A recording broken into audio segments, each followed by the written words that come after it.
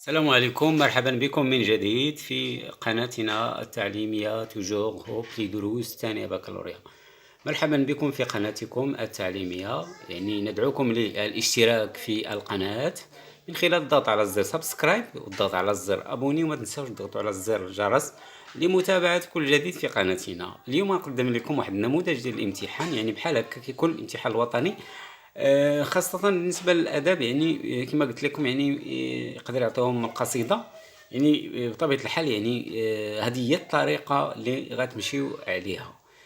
بطبيعة الحال يعني غنشوفوا القصيدة اللي غنعطيكم اليوم، يعني النموذج. يعني النموذج هنا هذه القصيدة ديال بدر شاكر السياب. يعني يقول بدر شاكر السياب في قصيدة بعنوان أفياء جيكور. وكما كتعرفوا جيكور هي واحد القرية كان كيعيش فيها بدر شاكر السياب. وبدر شاكر السياب يعني كان كينتقل، كان مريض، يعني بزاف ديال الامور خصكم تعرفوهم على بدر شاكر السياب، اللي كينتمي القصيدة ديال الشعر الحر او ما يسمى بتكسير البنية. على اي حال، يعني سوف نتناول يعني بالشرح وتفسير القصيدة. وسوف نقوم في البداية بقراءة القصيدة، يعني هذه القصيدة التي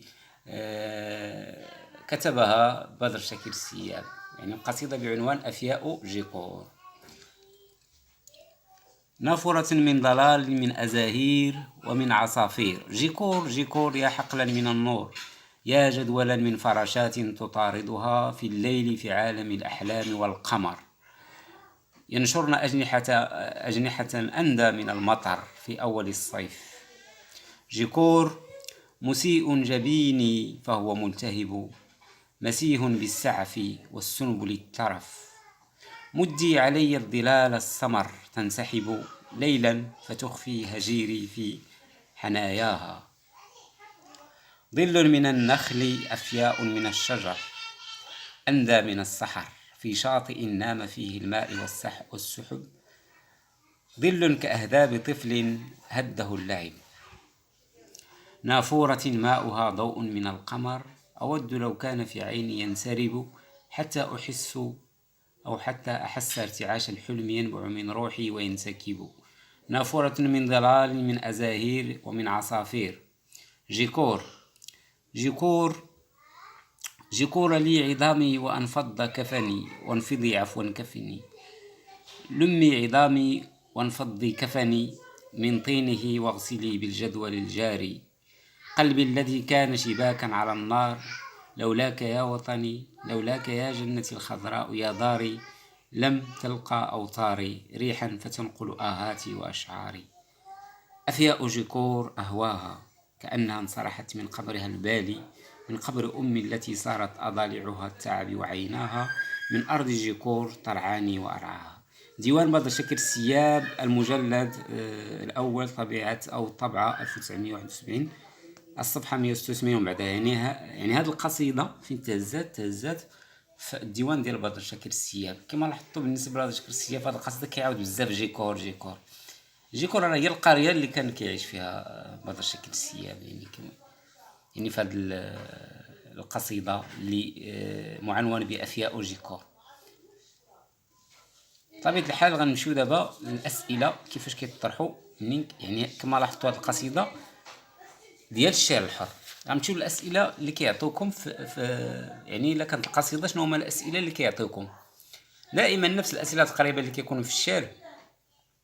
اكتب موضوعا إنشائيا متكاملا تحلل فيه هذا النص، مستثمرا لمكتسباتك المعرفية والمنهجية واللغوية، مسترشدا بما يأتي. أول شيء وضع النص في سياقه الثقافي والأدبي. من كتسمع وضع النص في سياقه الثقافي والأدبي راه كيقصدوا لكم يعني المقدمة اللي كتهضر على الشعر الحر، حيت هذه القصيدة كتنتمي للشعر الحر. والشعر الحر كما عرفنا بأن السبب الرئيسي في ظهور هذا الاتجاه هو نكبة فلسطين 1948، بالإضافة إلى عنصري المثقفة والمعرفة. تكثيف المعاني الواردة في النص، تحديد الحقول الدلالية المهمة في النص والمعجم المرتبط بها وعلاقة ذلك بتجربة الشاعر الذاتية، رصد خصائص النص الفنية وإبراز وظائفها.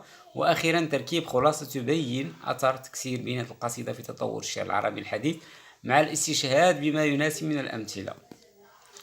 من بعد غنمشيو مباشرة لواحد السؤال آخر تعطى في المؤلفات، يعني بالنسبة للأدب، يعني بحال هاد الطريقة يقدر تحط لهم الامتحان.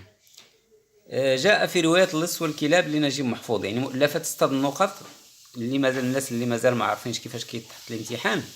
راه بالنسبة للمؤلفات 6 النقط، وبالنسبة للموضوع اللي تحرروا يعني إنشائي هو 14 نقطة، إذا المجموع 20 نقطة.